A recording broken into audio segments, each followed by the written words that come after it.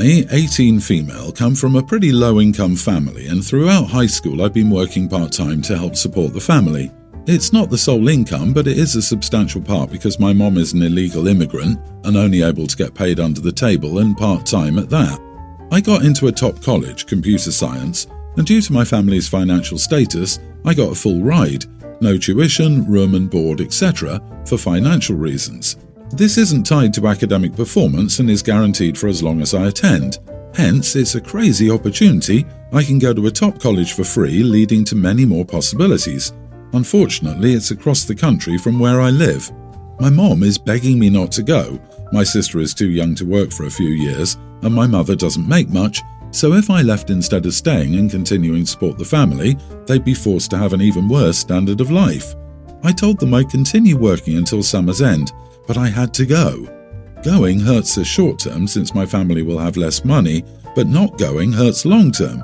Going gives me the opportunity in a few years to make lots of money, which can be much more helpful than what I can do as a high school graduate working minimum wage. And for selfish reasons, I want to go. I want to learn and live a life vastly different from my mom's life. I want to be great. So I've decided that I need to go, both for altruistic and selfish reasons. I know it'll be hard on my mom and sister, but they'll figure out a way to survive. I'll be working full-time over the summer rather than just part-time, so that should be a little extra to tide them over. In 2 years, my sister will be able to work too, so I'm sure they'll make it. My mom thinks I'm incredibly selfish to leave her and my twin sister to struggle, and even my sister is telling me their life will be much worse without me here. It does make me feel guilty, but I feel if I give this up now, I'll someday end up in the same position as my mom, only with an opportunity to change everything that I never took. Am I selfish? Am I the idiot? Edit, my mom isn't lazy. She's traumatized from her husband's death, which just happened 4 years ago. My dad was alive then and he was working and providing a large portion of income. Not the idiot. As a parent, I'm so disappointed that another parent would even think to take away an opportunity like this. Unfortunately, lots of parents want their kids tied to them always. This is a huge opportunity and you deserve to have a better future. Please go make a better life for yourself. You're still a kid. It's not on you to figure out how your family will survive. You have a solid plan to make a buffer for them. Your mom may want to get a full-time job or check out your local library for assistance resources. She is in the wrong for trying to parentify you. I agree, there are 100 ways your mom can make ends meet. You're just the most convenient. Your mom can work more, find a better paying job, get help from charities. She could even find a partner to share the burden. In my experience, giving in to unreasonable demands creates nothing but pain for everyone involved. I think this is generational poverty. OP's mom is clouded by survival instincts, not the traditional "my kid should stay with me until they're married" expectations. Her dad has passed away too, which means they don't have that expected income. I'm sure the mom assumed he'd be there when OP left for college. Yeah, it is possible to get good grades and still not have an amazing job. The best thing to do is go for something that has decent security. IT isn't as secure as people think. Big tech has laid off thousands recently. OP, have realistic expectations of what your major will pay. And you are the idiot. You don't seem to be working with your family. Can you find a local organisation to help your family? Can you take a gap year and still get the scholarship next year? A gap year? What? OP, point out to your mom that you get a free ride now, and in a few short years you can support her financially much better with an amazing career. Or you can be incredibly short-sighted, not go, and lose all of that and work in low-paid jobs indefinitely. And while other universities are good, the benefit of a top-table university does impact your future earning potential. Usually you'll start at a higher salary, and increases will go up from there. You'll be looked at for more prestigious places and jobs. And yes, it's sucky for those who don't get this opportunity, but if anyone should take advantage of the privilege of this, it's you.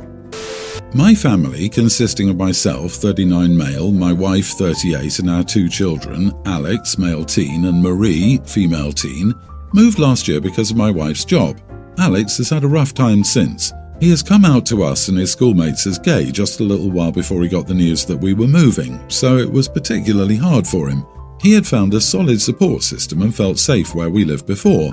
That was taken away with this move. The place we live in now, while still in the US, is less accepting. Alex has made a few friends, but despite us being here for a year, he still hasn't really gotten comfortable here. Marie, on the other hand, really loves it and has been excelling at this new school thanks to clicking better with her teachers this year. The move did cause some tension between my wife and me, even before we made a decision. I know there's no easy time to move, but doing so during the transition between middle school and high school, arguably the most awkward time of a person's life, felt like a cruel punishment for our son to endure. My wife said it would make things easier since he would be starting a new school either way. My wife has been very unsympathetic to what our son is going through. A few weeks ago, we found something in his room. While I was fully prepared to, 1, make sure he wasn't self-medicating in a way that could lead somewhere dangerous, and 2, give him the don't be stupid, don't drive under the influence, and don't stink up your room anymore talk, his mom grounded him for 2 weeks and took away his phone every afternoon after school. This cut him off from his friends from his old school, further isolating him during an already hard time. This brings us to last week. I finally sat my wife down and told her things weren't working. We tried it for a year, but Alex has consistently expressed unhappiness and discomfort. I told her it was time to start making plans to go back. She said that Marie was doing great here, that I always favoured Alex as the baby of the family, and that we needed to give things more time. She also said both kids would be off to college soon. I replied that I wouldn't let my son live in discomfort for 3 more years before college. Also, my job and money I'd gotten from my grandparents, a trust fund of sorts, more than covered our living expenses, and there was no real need for her to work. I said it was incredibly selfish to put a passion project ahead of her own child, and that being a parent meant sometimes putting our needs on the back burner while we do what's best for them. She was furious that I called her career a passion project and hasn't spoken to me since. I'm at a loss how to move forward. Am I the idiot? Boy, a trust fund baby calling someone's career a passion project is a major idiot move. The context of your children doesn't apply here. You essentially said your wife doesn't do anything significant, which is hurtful and demotivating. Not to mention it looks like manipulation to get her to be utterly dependent on you. My favourite part was how we got all of that context as if it matters or changes that he called his wife's career, safe to say at least a decade of one, a passion project. He's completely sexist. His daughter's well-being doesn't seem to matter. His wife's career is a passion project and he can control and support them on his inheritance. He's using his son as an excuse to get what he wants. Maybe get him some help rather than blame his wife. Yeah, OP. What if Marie, who is doing better than ever here, takes the same stuff when you move back? Will your solution be to move again? Why do you think moving back will be a magic bullet for your son? Teendom is challenging for everyone. You don't know if his support system would have held in the transition to high school. I suspect that you were happier before the move. You seem to resent your wife's job, and you'll likely resent the time her job takes away from you. You also like the power that comes from controlling all the money. Moving back is what you want for you, and the bonus is that Alex seemed happier there too. You two need counselling both for your marriage and on how to help Alex through adolescence. My, male 29, wife's 28, new hobby is talking about how she has various mental health conditions, including depression, ADHD, OCD, PTSD, and anxiety. I told her if she's concerned about having these conditions, we should seriously go to a mental health professional to get her evaluated. However, she always refuses to go to a doctor because she doesn't need someone else's validation.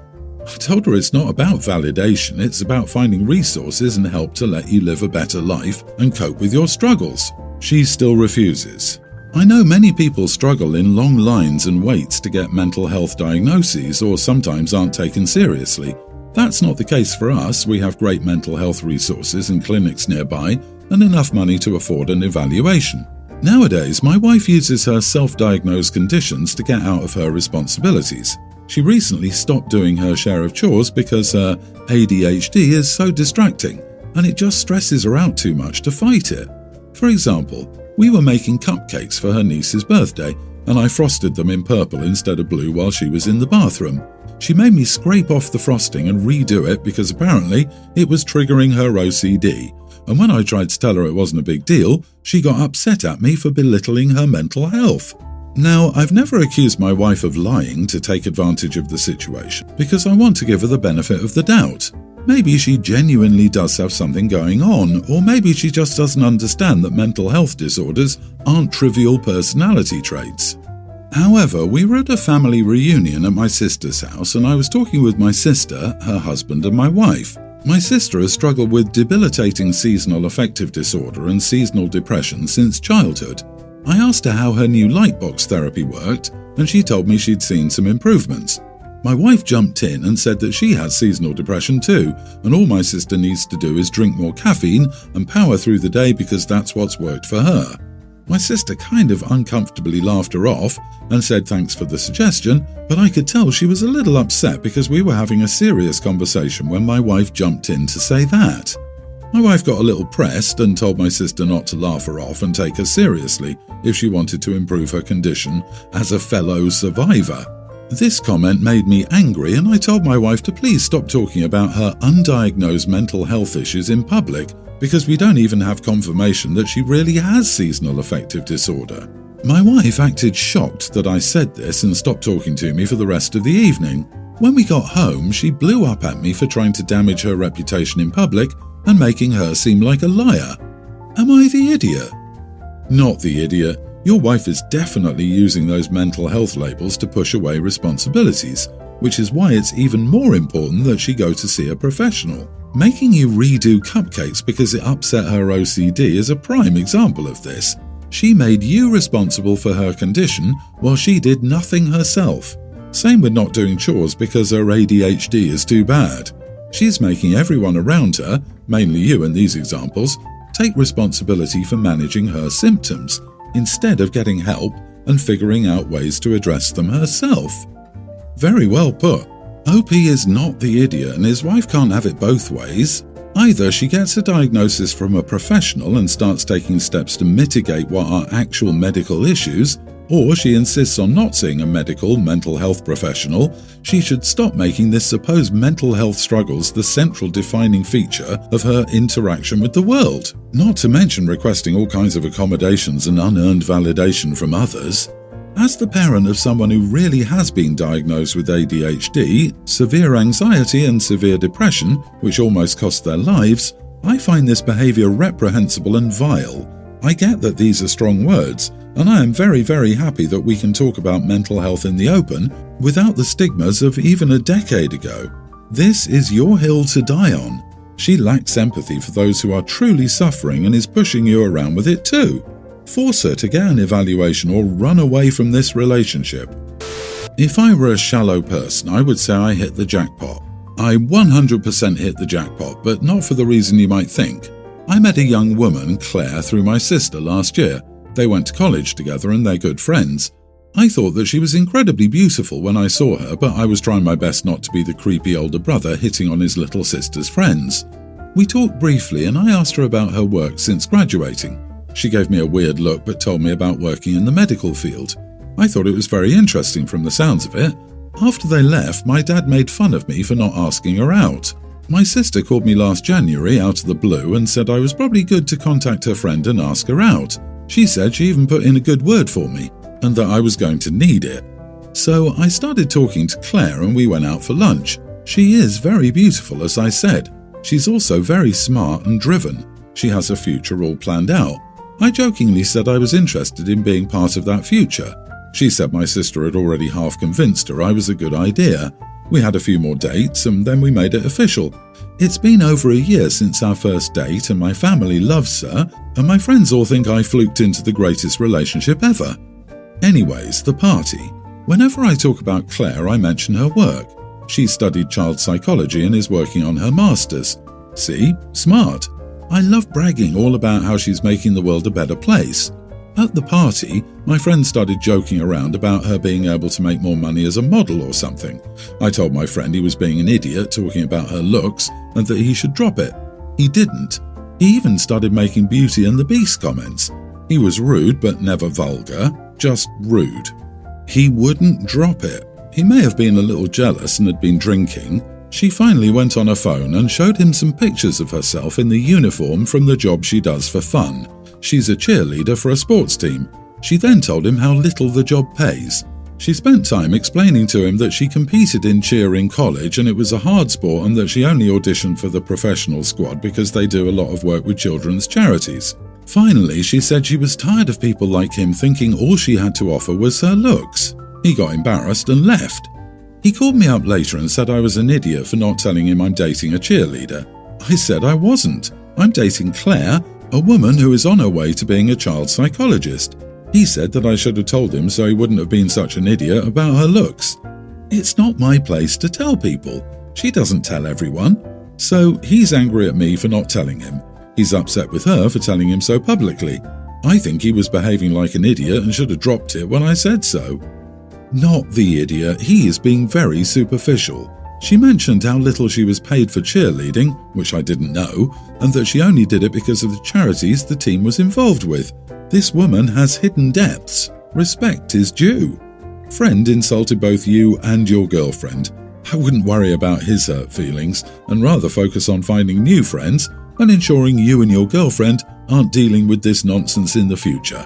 And just so we're clear, your so-called friend sounds almost like they're trying to sow discord between you two in some really transparent and desperate ways in an effort to win over the heart of your girlfriend. I'm not sure what sort of bizarro world he thinks he's living in, but if he's demanding an apology from you, it's probably time to go low contact, because you're definitely better without him. Oh, and congrats on winning the lottery. I, 46 male, have a son, nearly adult, with my ex. I'm since married and have been for 12 years to my wife, 45. The doctors recently found cancer in my wife, but quick enough to do chemo to shrink it, then remove it. It's not threatening if we can do this process. We needed money and I gave my son my old car. It's in my name. I told him this was an emergency and I had to sell it. He wasn't the only one who had to make a sacrifice. My wife and I had to sell much of her jewellery and our laptop. He was really upset by this and complained to his mom, who said it wasn't fair that we took his car. It was his form of transportation. I told her I would give him rides to work if needed and there is a school bus who could pick him up. This really angered them and my son now doesn't want to come by this weekend. I feel bad that he's suffering, but this was an emergency. You are the idiot. You don't take back gifts. There are other and better ways to get money for treatment. From now on, your son knows that anything you say is his can be stolen back. Not only did you take away a gift, you took away some of his freedom and trust. One of my friends has cancer, and his health insurance paid a great deal for it. Where is your and your wife's health insurance? Why didn't you all consider taking out a loan or work out a payment plan with the hospital? You're welcome to sell off your possessions. You can't require others to make the same sacrifice. He is not obligated to help pay for your wife's treatment. The son shouldn't have to sacrifice because she isn't even his family. What? She's his stepmom and has been in his life for 12 years. And since when is the convenience of a teenager having a car more important than a human life? This is one of those rare occasions where I think OP is wholly justified in saying, I sold the car I gave you to save your stepmom's life. To all suggesting debt, selling a car to avoid going into debt is way smarter and cheaper than going into debt. OP, you are not the idiot. It's just a vehicle of yours that he would borrow. Cancer sucks and everyone in the family has to make sacrifices because people are more important than things.